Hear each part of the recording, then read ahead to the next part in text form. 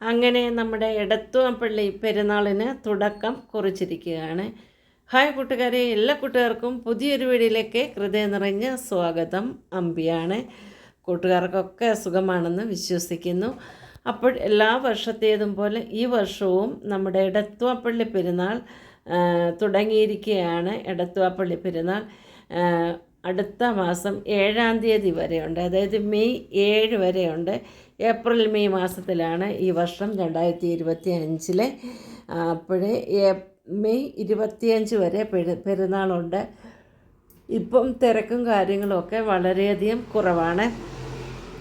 ഞാൻ എടത്തുവായിലെ മൊബൈലിൻ്റെ ഒരു കടയിൽ പോയപ്പോഴാണ് ഇവിടെ ഇതൊക്കെ കെട്ടിയിട്ടിരിക്കുന്നത് കണ്ടത്. അനൗൺസ്മെൻറ്റും പള്ളിയിൽ നിന്നും വരുന്നുണ്ട്.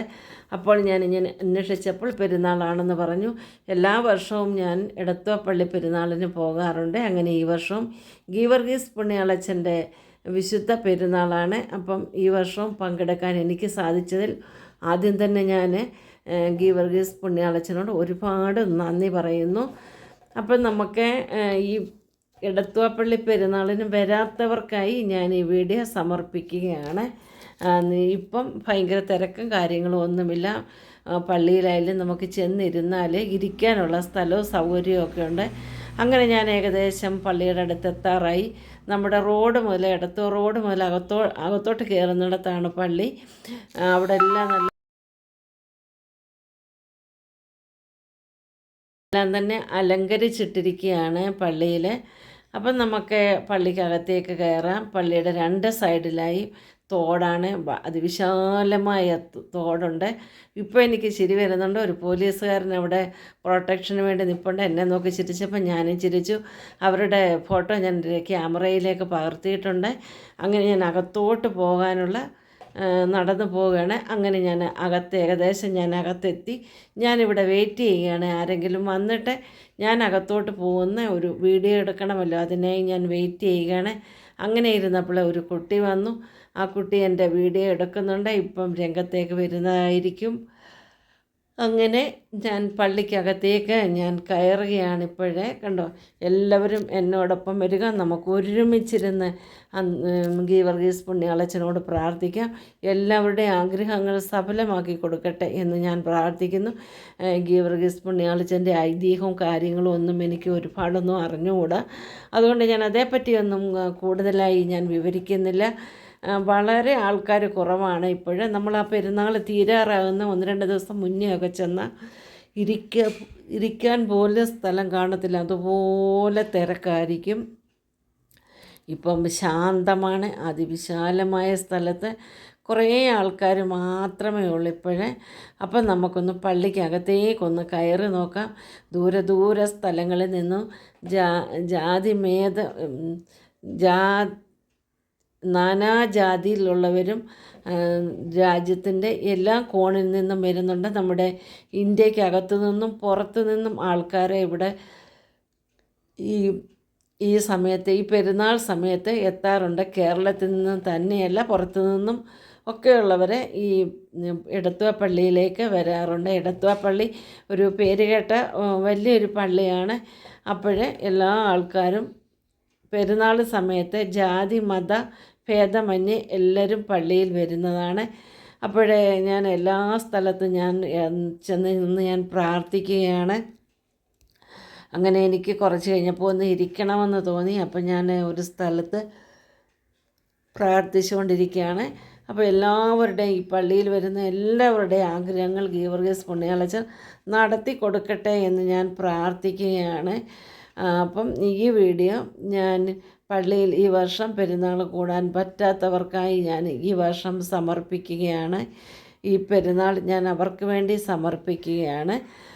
അപ്പം കൂട്ടുകാരെ,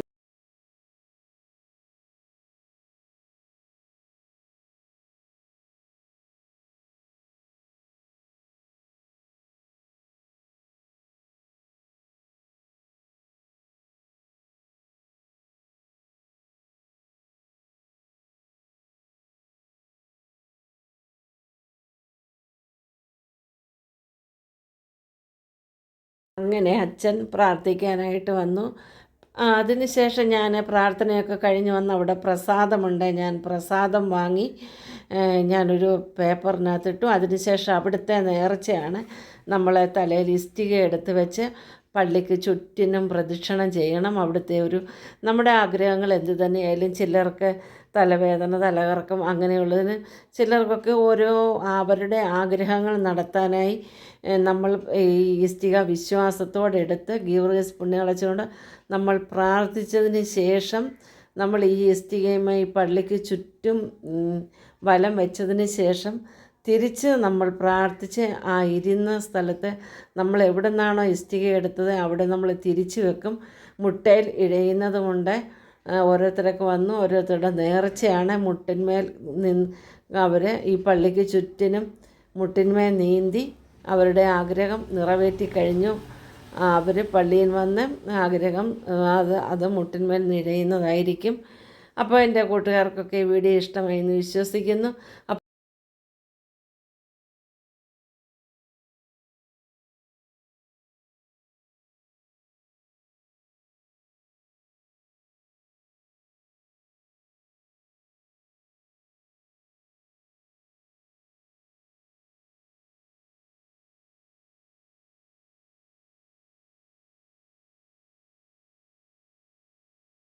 അപ്പോൾ ഇത് പള്ളിയിലെ മെഴുകുതിരി കത്തിക്കുന്ന സ്ഥലമാണ്. പള്ളിയിലെ കുരിശും കുരിശടിയുമാണ് നിങ്ങളീ കണ്ടുകൊണ്ടിരിക്കുന്നത്. അതിവിശാലമായ സ്ഥലങ്ങളും അതിന് പള്ളിക്ക് സൈഡിലായിട്ട് തോടുണ്ട്. കണ്ടോ, നല്ല ജലമൊക്കെ നല്ല ഭംഗിയായിട്ട് ജലം ഇങ്ങനെ ഒഴുകിക്കൊണ്ടേ ഇരിക്കുകയാണ്. അപ്പോൾ എനിക്ക് തോന്നി എൻ്റെ ഒരു ഫോട്ടം പിടിക്കാമെന്ന് വെച്ചിട്ട് ഞാൻ എൻ്റെ ഒരു ഫോട്ടം പിടിച്ചുകൊണ്ടിരിക്കുകയാണ്. പ്രാർത്ഥനയൊക്കെ കഴിഞ്ഞതിന് ശേഷം ഞാൻ എൻ്റെ കുറച്ചുകൂടി ഞാൻ വീഡിയോസൊക്കെ എടുക്കുകയാണ്. ആൾക്കാരെ കാണിക്കാനായിട്ടാണ്. എനിക്കും ഒരു 7-8 മിനിറ്റ് തികയ്ക്കണമല്ലോ. അപ്പോൾ ഞാൻ കുറച്ചുകൂടെ വീഡിയോസ് എടുക്കുകയാണ്. ഇത് നമ്മൾ ആൾക്കാർ മരിച്ചതിന് ശേഷം അവരെ സംസ്കരിക്കുന്നവരെ കുഴിച്ചിടുന്ന സ്ഥലമാണ് സെമിത്തേരി. പള്ളിയുടെ ഫ്രണ്ടാണിത്. അപ്പം ഞാൻ തിരിച്ച് എൻ്റെ വീട്ടിലേക്ക് പോരാനായി ഞാൻ ഒരുങ്ങുകയാണ്. അപ്പോൾ കൂട്ടുകാർക്കൊക്കെ ഈ വീഡിയോ ഇഷ്ടമായെന്ന് വിശ്വസിക്കുന്നു.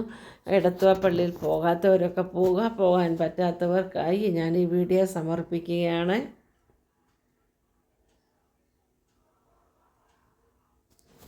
അപ്പോൾ അവിടെ ഒരുപാട് നമ്മൾ നേർച്ചയും കാര്യങ്ങളും ഒക്കെ വെച്ചിട്ടുണ്ടല്ലോ. അതാണ് ഈന്തപ്പഴം, ഒരുപാട് സാധനങ്ങളുണ്ട്. അപ്പം പള്ളിയിലെല്ലാവരും പോകുക.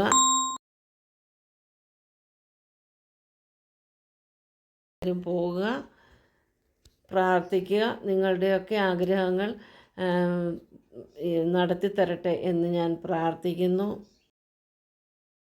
അങ്ങനെ എല്ലാവരുടെയും ആഗ്രഹങ്ങൾ ഗീവർഗീസ് പുണ്യാളച്ചൻ നടത്തിത്തരട്ടെ എന്ന് പ്രാർത്ഥിക്കുന്നു.